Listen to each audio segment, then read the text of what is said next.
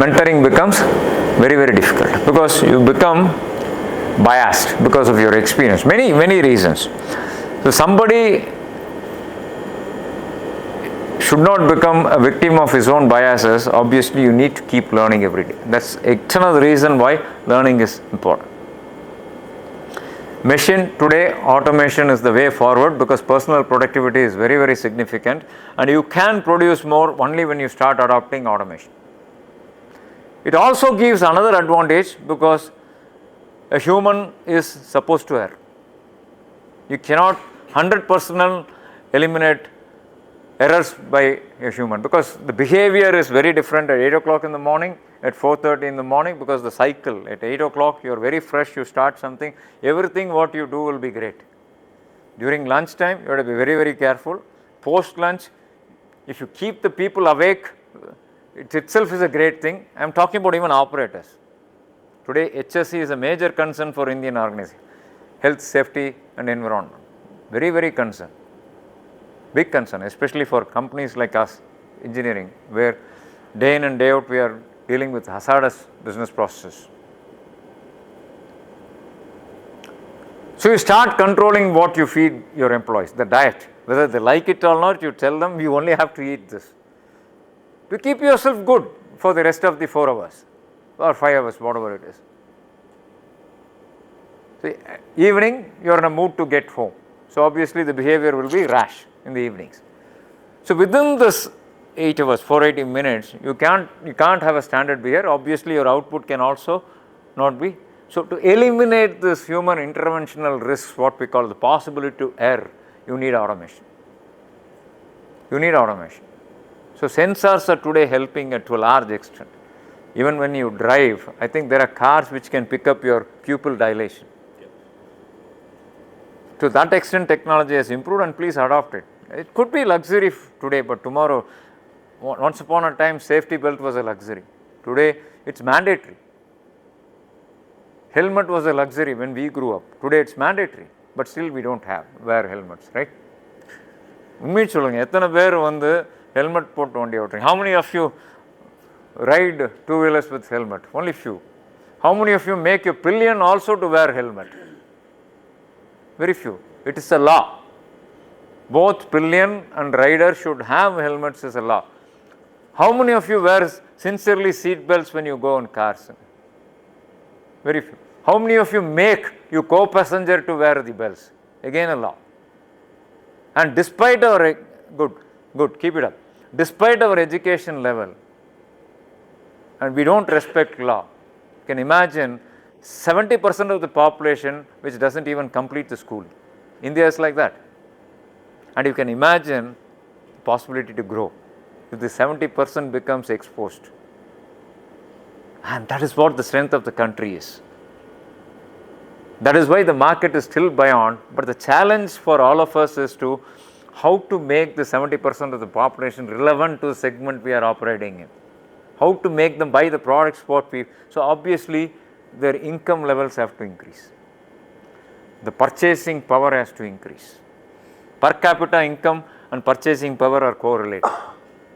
Mainly when per capita income goes up, the purchasing power goes up. So unless we make the per capita income grow, which is again automation is needed. So when the per capita income goes for the same level of work, can you keep paying them more? You can't, because you become non-competitive.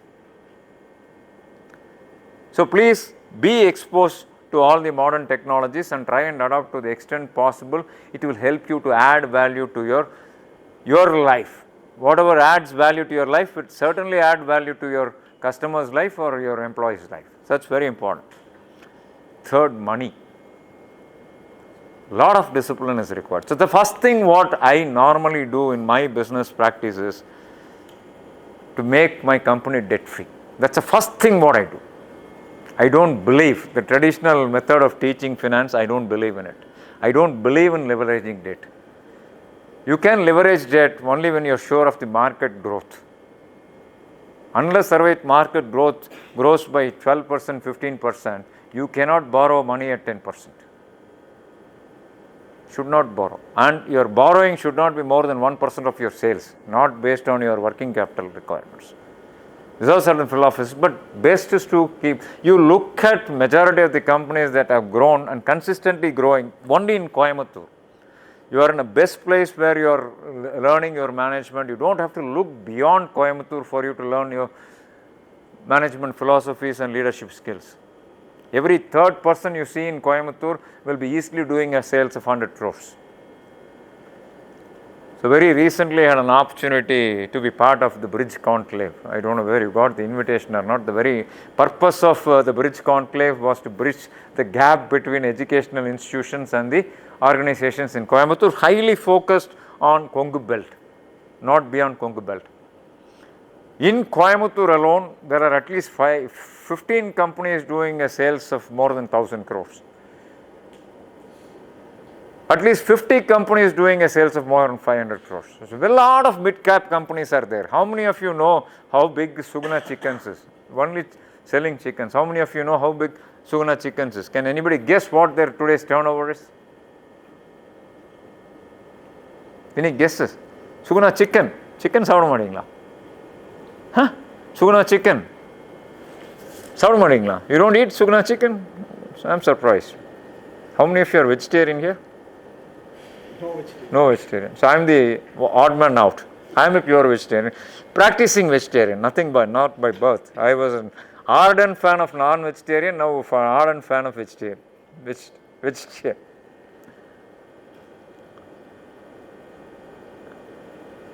It is around 10,000 crores. So when we grew up, that's when they started. When I started my career, that's when the company started. You know how Sugna Chicken came into existence? Because somebody who borrowed money from them had a poultry farm and they could not repay. So they took over the poultry farm, then that became a business by itself for them. 10,000 crores only selling chicks, can you imagine? When we were all invited to join that company, no, I'm not going. I'm not going.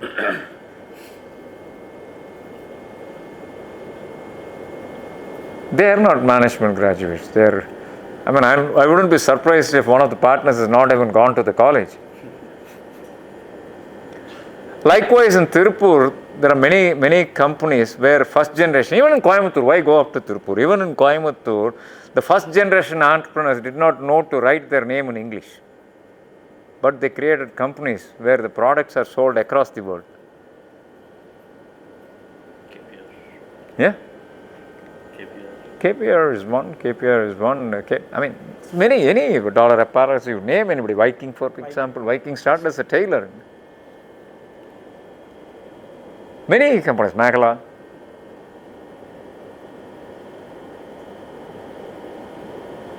And you should also be cautious. Unless and otherwise you understand the business practice thoroughly, don't attempt to change anything. So the second generation, because the first generation made money, second generation were all foreign educated, they came back and tried to adopt something what they learnt abroad, completely failed. The culture is very, very different. Tirupur culture, somebody comes and sets up a hosiery industry in Coimbatore, they will not run. They may not be able to run. Anybody from Tirupur? Nobody from Tirupur. Huh? Oh, good, no problem. So please take them at least on a tour to Tirupur. They should know. Some companies, the Prithivi garments, we can speak to them because it's started by a lady. That inner garments, ladies, they specialize in ladies' inner garments. Very humble. When you invite her, when she wants to go up to the stage, she will remove the chappals and go up to the stage. Very humble, doing at sales of more than 250 crores. We awarded them the best women entrepreneur. And the way they treat their employees, they're all as part of the family. They have been KPR when you said, since they are neighbors to me, because they are surrounded, both my units, one unit in the main unit where you were staying and one more unit in Teklur, we are surrounded by the next compound is KPR. Mr. Anand has become a very close friend of mine, KPR's son. So as a matter of courtesy, he took me around his factory once. So that's the first time I'm seeing 5,000 people working in one 5,000 people working in one shed. Actually, I can't call it a shed. It's a beautiful office building, factory building, fully air conditioned, climate controlled, because that's the product demands it. Not because people demand it, the product demands it. Naturally, people also feel comfortable in that environment because dehumidifiers are there anywhere and humid levels are maintained to the level the product can withstand. 5,000 employees working within one how do I put it? One building. One building. And it just happens like a clock. Somebody puts the collar, somebody puts the backside of the, they make garments.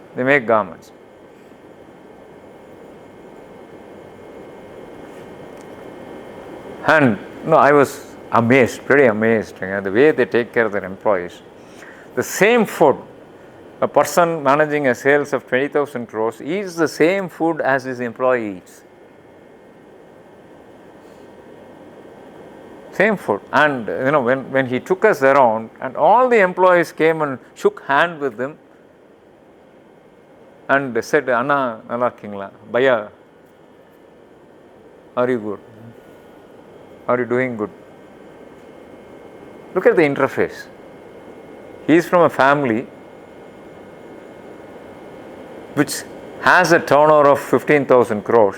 Market cap is more than 30,000 crores. How humble he is. That humbleness is what makes you a better human being. That's why I said your colleagues, your customers, your suppliers, your family is not the place where you should show your smartness. It should be in the work, not with people. So retain that humbleness. Humility is the best virtue a human being is supposed to have. Retain that humility. When you have the humility, obviously the discipline will set in managing the funds, money. So, if you have 10 rupees in hand, take a risk for 2 rupees. If you have only 2 rupees, take a risk for 20 paise. Don't be beyond it. We are, see, American economy is a little different because it's a debt-driven economy. Everybody is in a debt there, thinking that future is always bright. Right, sir? Future is never stable. That's why we are going through a kind of reverse protection mechanism. All developed countries are trying to protect themselves from the developing countries. Have you heard about this? Developed countries are trying to protect themselves from developing countries. Countries like India. I mean, geo-social it's called far right attitude. But geo-economically, it's called reverse protectionism. Resourcing, whatever was purchased from other countries, today they have a team working only to source from within. Because unless otherwise employment is buoyant, the economy cannot be buoyant. So, quite naturally, your money management becomes very, very important. When future is uncertain, you have to be at least certain of the fund requirement for your immediate future.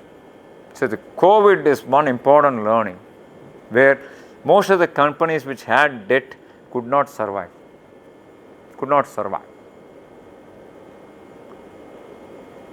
Whether it is personal or professional, try to be debt free as much as possible. Okay? Material. Your personal buying behavior determines your professional buying behavior. Vice versa is also true. Today, if I want to buy something, my mind naturally goes to take minimum 3 quotes. That's how I have grown. Even if I want to buy a pen, I go to 3 shops, take 3 quotes, then decide which one should I buy. You understand? You cannot see your professional life and personal life are intertwined, friends. I keep saying people and organization are 2 sides of the same coin. You cannot separate one from the other. So when you believe in it, obviously profession and your person as a person, behavior cannot be too different. So I tell my colleagues, you can check with Mr. Sambat when I say, within the compound, it is a forced behavior. Like there are many companies today, you don't allow the vehicles inside unless you wear a seat belt, or two-wheelers if you don't wear a helmet. எல்லாம் என்ன பண்ணுறாங்க, they come up to the compound, put the helmet on, then ride inside. It's a human behavior. So they think that they have to behave well only within the compound. Imagine the scope for people like you to change this kind of culture as interventionalists. We are supposed to be interventionalists.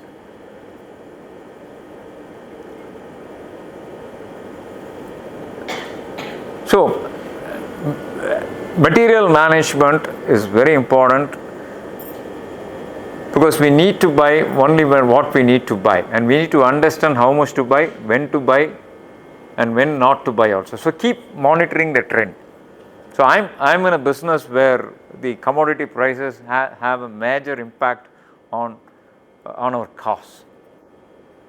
The first thing what I do early in the morning is look at the dollar rate, look at the euro rate, look at the Indian currency parity, and look at what gold rate, copper rate, aluminum rate, stainless steel rate, without which I can't start my day. Same thing applies to cotton, textile also. So naturally I decide whether I should buy today or I can postpone till tomorrow, or I should buy in bulk for tomorrow and day after also. So this is very important. So when you speak about material management, data is very important, data and trend. You understand? So there are many people who look for discounts during Adi Masam. You look festival sales. Again, behavior. You understand? So like today, quantity, quality, cost, all three makes a major contribution to success in material management. And this, I need not overemphasize again saying that MBA only can help you to understand the importance of these significance. Methods is nothing but business process. You understand? So today nobody talks in terms of activity, everybody talks in terms of process. What is the difference between activity and a process? Well, activity? You should give him a big hand, it's the right answer. Activity has a definite start and stop. Process is continuous. Can the business have a definite start and stop? If the business cannot have a definite start and stop, can the process what we are handling have a definite start and stop? Not supposed to have. So you have an internal customer, you have an internal supplier. It has to be a seamless process. Now, when we talk about business process, both are important. Efficiency is important, effectiveness is also important. What is the difference? Why there are these two different words, efficiency and effectiveness? Again, a big clap is awaited. I need the right answer. Probably permit.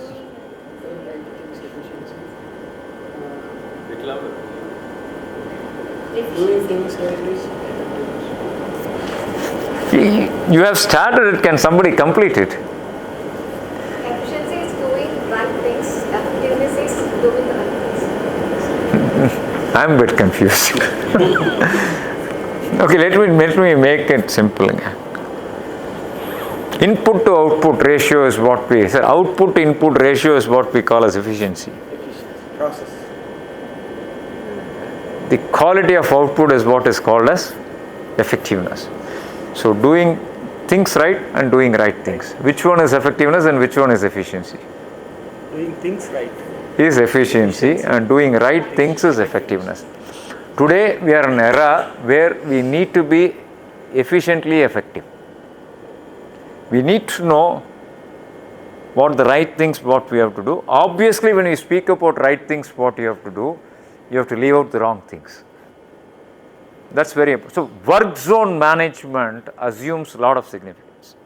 5S is now added, one more S is added, 6th S. How many of you are familiar with 5S? Have you heard something called as 5S? சொல்லி தரலீங்களா? இல்லை கொஞ்சம் சொல்லி கொடுங்க. They lost. First யாருமே கை தூக்க மாட்டேங்க. ஒருத்தர் தான் தூக்குறாரு. பயந்து தேக்கணும். Yeah, fine. If you know what 5S is, okay. The first most important S is a place for everything and everything in its place. That's where the business process starts. A place for everything and everything in its place. Having said that, you are not supposed to be having what is not required. You understand? Now you do understand why you need to be efficiently effective? Both are important. You cannot be just rest on your effectiveness, you cannot rest on your efficiency. So whenever we speak about best cost product, you make everything right. When does a sale get completed technically? When does a sale get completed technically? Consumer consumes. When the customer satisfied. As an organization, when you collect the money, when technically the warranty is over. Honestly, until the warranty is over, you keep provisioning in the balance sheet. You are supposed to, as per statute, you are supposed to. Today, the laws very clearly say, if there is a warranty you have given to the customer, the amount of warranty till the warranty period is over, you have to provision for that.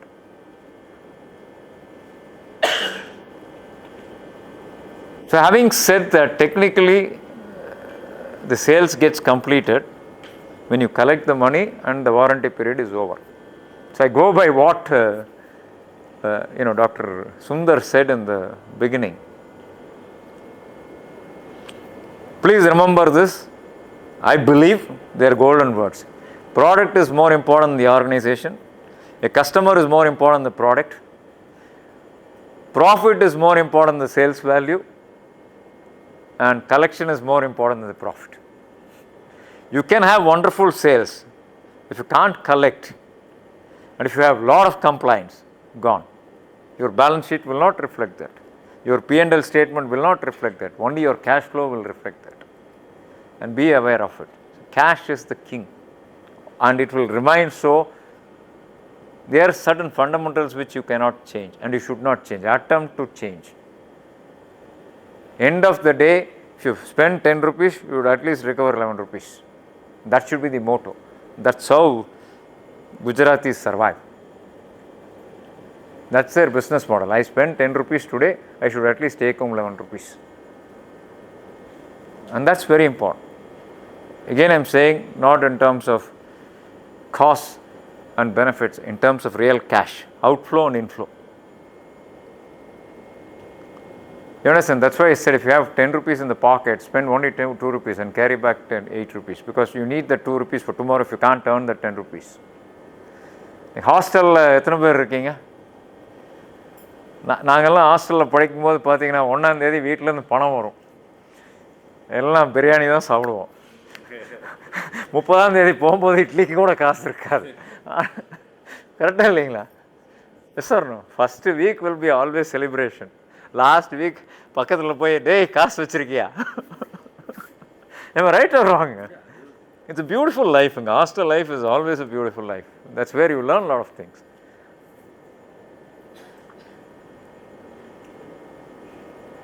So friends, you have a lot of opportunities in Indian organizations and India will continue to grow. There will be challenges and challenges are all opportunities for educated people like you to overcome them and induce business processes which are specifically required to prevent challenges from happening. So technically we call corrective action and preventive action. Corrective action is required today and preventive action is required for the future. Both are important. And this applies. When I speak, it appears it's a technical language. It applies for our individual behavior also. Today you realize something you have done wrong, you correct. And from future if you want, then you understand why you committed that wrong. So that you will prevent that from happening in the future also. As usual, thanks for inviting me and giving this wonderful opportunity. I learn and I get enthused when I see beautiful young budding managers and handsome young gentlemen and my prayers to the Almighty to wish you all the very best in your future endeavors. Thanks so much for being patient.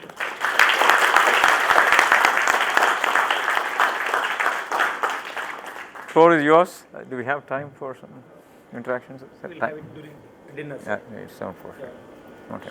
It's a great session that again, we want to complete this session with a big thanks to our mentor, Dr. Nithin Devaraaj sir. Please let's give him a Thank you.